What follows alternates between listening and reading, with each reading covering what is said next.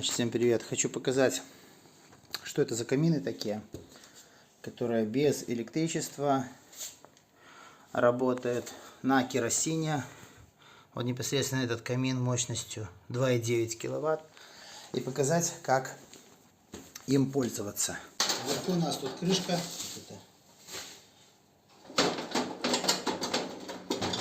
Здесь резервуар для бачка. Вот такой вот бачок. Вот такой бачок. Сюда откручивается, заливается керосин. Ну, в случае, если нет керосина, значит, как я уже говорил, солярку. На 8 литров солярки 2 литра бензина, для того, чтобы бензин нужен непосредственно для поджига.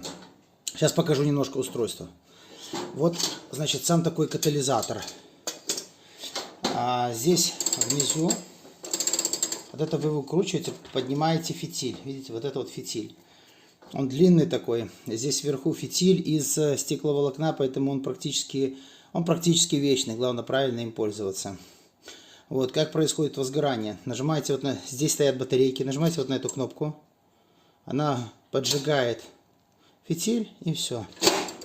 Сейчас покажу, как это в действии. Значит, вы установили. Все. Вот так.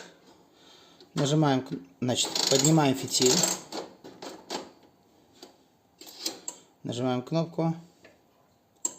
Все. Процесс пошел. Вот сейчас начинает разгораться. Разгорается керосин. Вот во время вот этого разгорания керосина есть немножко запах. Потому что, сами понимаете, он еще не полностью сгорает. То есть керосин полностью сгорает, когда вот эти все катализатор раскалится и будет красным.